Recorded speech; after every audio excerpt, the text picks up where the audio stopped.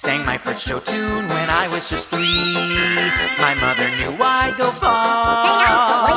I've been a show queen since way before Glee. Now I'm a Broadway star. Well, not exactly, but my friend has a friend who knows Idina Menzel. Well, you know, I mean, sort of. So things are happening, you'll see. But till my ship comes in, I've got a lot to tell you. Let's start chewing the scenery with... Welcome to Chewing the Scenery with... me.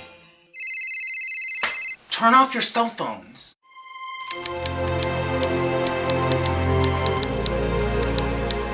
I remember one time driving over the Golden Gate Bridge on my way downtown to the theater. The fog was rolling in, the city lights were twinkling. It was gorgeous. I thought to myself, I'm working in a big Broadway-bound musical. I don't particularly care how bad the show is. This is great. How lucky am I? Not very, it would turn out. I may have thought I was having a great time, but we were still caught in the power struggle between David Merrick on one side and Stephen Schwartz on the other. One particular bone of contention was a solo of mine, Meadowlark. It's a beautiful soaring ballad, but at 7 minutes plus, it was way too long, David insisted, yet Stephen refused to cut it. Needless to say, I was on Stephen's side. While we were running in Boston, David Merrick was overheard in a bar vowing, I'll get that song out of the show if I have to poison the bird seed. He then took matters into his own hands to solve the problem. The next day, we had both a matinee and an evening performance. In the morning, David went into the orchestra pit, pulled all the charts from Meadowlark off the music stands, locked them in his attaché case, and returned to Manhattan. But David's victory was short-lived. When Stephen found out what had happened, he took countermeasures. The charts magically rematerialized. By the evening performance, the song was back in. After that, Meadowlark became a test of wills between them. It's in, it's out. In, out, in, out. I knew Stephen was right.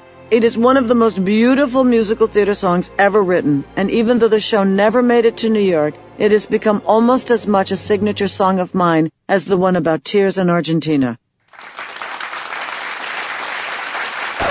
The constant revisions and rehearsals were bad enough, but even worse was the hideous behavior of my co-star, the Israeli actor Chaim Topol. Timmy Jerome, who played the teacher, had to deliver a character description of Amable, which Topol was not playing. So Timmy decided to go to his dressing room to discuss the lines with Topol to see if there could be some resolution. Timmy's lines described Amable as old, jolly, and in love with Genevieve. Timmy said, "You aren't playing that, so it makes no sense when I say it." Topol contemplated what Timmy had said and replied, yes, I see, let me think about it. The next day, he put white powder in his hair and went on stage playing jolly like a hillbilly in heat, making goo-goo eyes at me, Genevieve. Shortly after we arrived in Washington, D.C., the last stop on our pre-Broadway tour, Topol was gone. My new Amable was the American actor Paul Sorvino. He joined our company all full of bravado, enthusiasm, and superiority. He was also the classic show-off tenor.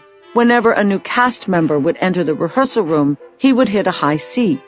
It was like having howdy doody at Auschwitz.